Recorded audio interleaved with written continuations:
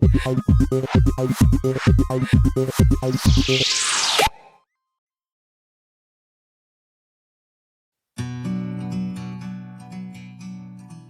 warahmatullahi wabarakatuh.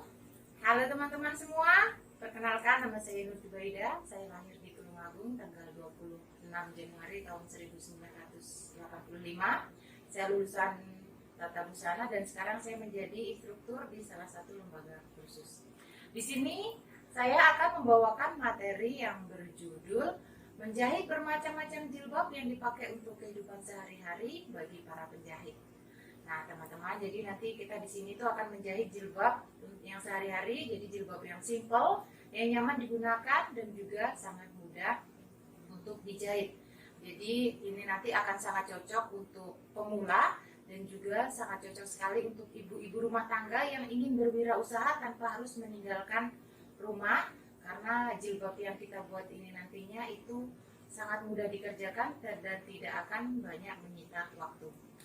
Baik teman-teman, sebelum kita masuk ke materi pokok, alangkah baiknya kita harus tahu dulu unit-unit kompetensi yang ada di dalam menjahit. Nah, unit kompetensi yang ada di menjahit yang pertama itu adalah K3. K3 itu adalah keselamatan dan kesehatan kerja. Nah, di sini kita harus bisa menjaga keselamatan diri kita masing-masing dan juga bisa menjaga keselamatan kerja orang-orang yang ada di sekitar kita. Karena di dalam menjahit itu sangat berisiko sekali terjadi kecelakaan kerja, karena dalam menjahit itu kita berhubungan langsung dengan benda-benda tajam seperti gunting, seperti juga jarum. Jadi kita setelah memakai alat-alat tersebut, kita harus sesegera mungkin merapikan dan mengembalikan alat tersebut ke tempatnya. Kemudian masuk ke unit selanjutnya, yaitu pelayanan prima. Pelayanan prima itu sangat berguna sekali saat kita sudah mulai berwirausaha, saat kita sudah membuka usaha menjahit dan kita menerima pelanggan, karena di dalam pelayanan prima kita itu harus bisa melayani pelanggan dengan sebaik-baiknya agar pelanggan itu merasa puas dan akhirnya kembali ke kita. Jadi di dalam pelayanan prima itu selain kita harus ramah kepada pelanggan, tetapi kualitas jahitan dan juga ketepatan waktu dalam menjahit itu harus tetap kita utamakan. Kemudian lanjut kita ke unit selanjutnya, yaitu memelihara alat jahit atau memelihara mesin jahit. Nah, di sini kita tidak boleh apa-apa sedikit harus menggantungkan ke orang lain. Contoh yang paling sederhana yaitu misalnya jarum kita yang kita pakai patah, jadi kita harus bisa menggantinya atau memperbaikinya tanpa kita harus menunggu bantuan dari orang lain.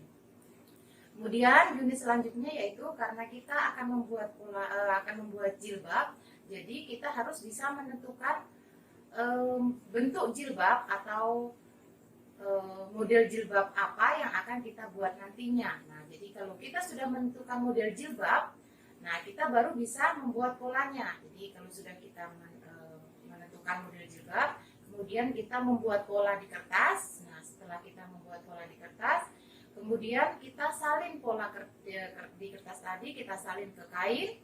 Nah, di kain itu kita tandain bagian-bagian mana yang akan dipotong dan bagian-bagian mana ukuran yang harus dijahit. Nah, kalau sudah kain dipotong, kita masuk ke dalam penjahitan.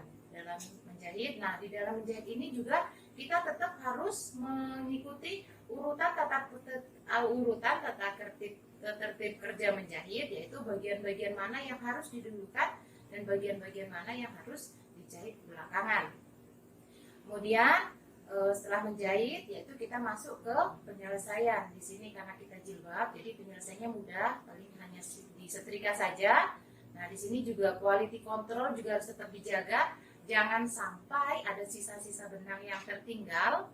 Nah, kemudian kalau sudah siap semua, baru kita masuk ke dalam pengemasan. Nah, itu tadi teman-teman, unit-unit kompetensi yang harus kita pelajari dan kita kuasai dalam menjahit jilbab.